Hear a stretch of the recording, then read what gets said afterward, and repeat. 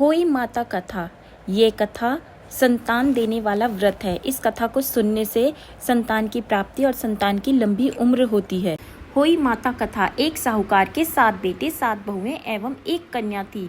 उसकी 7 बहुएं कार्तिक कृष्ण अष्टमी को अहोई माता के पूजन के लिए जंगल में अपनी ननंद के साथ मिट्टी लेने के लिए गईं। मिट्टी निकालने के स्थान पर ही स्याऊ की मांद थी। मिट्टी खोदते समय ननंद के हाथ से स्याऊ का बच्चा चोट खाकर मर गया। स्याऊ की माता बोली कि अब मैं तेरी कोख बांधूंगी, अर्थात अब तुझे मैं संतान विहीन कर दूंगी। उसकी बात सुनकर ननंद ने अपनी सभी भाभियों से अपनी बदले में कोख बंधा लेने के लिए आग्रह किया, परंतु उसकी भाभियों ने उसके प्रस्ताव को अस्वीकार कर दिया। परंतु उसकी छोटी भाभी ने कुछ सोच समझकर अपनी कोख बंधवाने की स्वीकृति ननंद को दे दी। तभी उस भाभी को जो भी संतान होती वह 7 दिन के बाद ही मर जाती। एक दिन पंडित को बुलाकर इसके कारण का पता लगाया गया। पंडित ने उत्तर दिया कि तुम काली गाय की पूजा क्या करो। काली गाय साऊ की रिश्ते में भ्याली लगती है। वे यदि तेरी कोख छोड़ दे तो तेरे बच्चे जीवित रह सकते हैं। पंडित की बात सुनकर छोटी बहू ने दूसरे दिन से ही काली गाय की सेवा करना प्रारंभ कर दिया। वह प्रतिदिन बहुत सवेरे उठकर गाय का गोबर आदि साफ कर दिया करती थी। गाय ने अपने मन में सोचा कि ये कार्य कौन कर रहा है, आज इसका पता लगाऊंगी। दूसरे दिन गाय माता तड़के उठकर क्या देखती हैं कि उस स्थान पर एक साहूकार की बहू झाड़ू बुहारी करके सफाई कर रही है। गाय माता ने उसे बहू से पूछा कि तू किस लिए मेरी इतनी सेवा कर रही है और तू मुझसे क्या चाहती है। जो कुछ तेरी इच्छा हो वे मुझसे मांग ले। साहूकार की बहू ने कहा, स्याऊ माता ने मेरी कोख बांध दी है जिससे मेरे बच्चे नहीं जीते हैं। यदि अब मेरी कोख खुलवा दें तो मैं आपका बहुत उपकार मानूंगी। गौ माता ने उसकी बात स्वीकार कर ली और उसे साथ लेकर 7 समुद्र पार स्याऊ माता के पास ले चली। रास्ते में कड़ी धूप से व्याकुल होकर वे दोनों एक पेड़ की छाया में बैठ गईं, जिससे पेड़ के नीचे वे दोनों बैठी थी उसी पेड़ पर गरुड़ पक्षी का एक बच्चा रहता था। थोड़ी देर में ही एक सांप आकर उस बच्चे को मारने लगा। इस दृश्य को देखकर साहूकार की बहू ने सांप को मार डाला और उस गरुड़ पक्षी के बच्चे को मारने से बचा लिया। इसके पश्चात उस पक्षी की माता वहां रक्त निकला देखकर उस साहूकार की बहू को अपनी चोट से मारने लगी।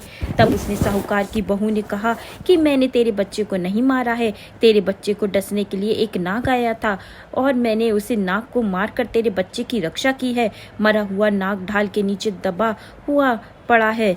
बहू की बातों से वह प्रसन्न हो गई और बोली कि तू जो कुछ चाहती है मुझसे मांग ले। बहू ने उससे कहा कि 7 समुंदर पार स्याऊ माता रहती हैं, तुम मुझे वहां तक पहुंचा दो। तब वह गरुड़ पंखनी ने उन दोनों को अपनी पीठ पर बिठाकर स्याऊ माता के पास 7 समुद्र के उस पार पहुंचा दिया। स्याऊ माता उन्हें देखकर बोली कि आ बहन बहुत दिनों के बाद आई है। पुनः स्याऊ माता ने कहा कि मेरे सिर में जुएं पड़ गई हैं, तू उन्हें निकाल दे। उस सुरही गाय काली गाय के कहने पर साहूकार की बहू ने सिलाई के सारे स्याऊ माता के सिर से जुएं को निकाल दिया। इस पर स्याऊ माता अत्यंत प्रसन्न हो गई। स्याऊ माता ने उस साहूकार की बहू से कहा कि तेरे 7 बेटे और 7 बहुएं हैं। सुनकर साहूकार की बहू ने स्याऊ माता से कहा, मुझे तो एक भी बेटा नहीं है, 7 कहाँ से होंगे। स्याऊ माता ने पूछा, इसका क्या कारण है। उसने उत्तर दिया कि यदि आप मुझे वचन दें तो इसका कारण बता सकती हूँ। स्याऊ माता ने उसे वचन दे दिया। वचनबद्ध कर लेने के बाद साहूकार की बहू ने कहा कि मेरी कोख तुम्हारे पास बंद पड़ी है, उसे खोल दें। स्याऊ माता ने कहा कि मैं तेरी बातों में आकर धोखा खा गई, अब मुझे तेरी कोख खोलनी ही पड़ेगी। इतने कहने के साथ ही स्याऊ माता ने कहा कि अब तू घर जा और तेरे 7 बेटे और 7 बहुएं होंगी। घर जाने पर तू अहोई माता का उद्यापन करना, 7 अहोई बनाकर 7 कढ़ाई देना। उसने घर लौटकर देखा तो उसके 7 बेटे और 7 बहुएं बैठी हुई थीं। वह खुशी के मारे भाव विभोर हो गई। उसने 7 अहोई बनाकर 7 कढ़ाई देकर उद्यापन किया। इसके बाद ही दीपावली का पर्व आया।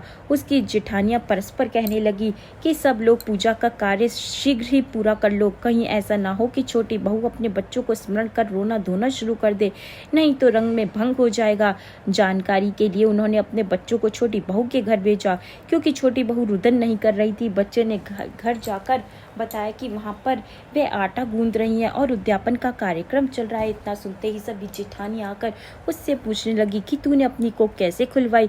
उसने कहा कि स्याऊ माता ने कृपा कर मेरी कोख खोल दी है। सब लोग अहोई माता की जय जयकार करने लगे। जिस तरह अहोई माता ने उस साहूकार की बहू की कोख को खोल दिया, उसी प्रकार इस व्रत को करने वाली सभी नारियों की अभिलाषा पूर्ण करें। बोल अहोई माता की जय।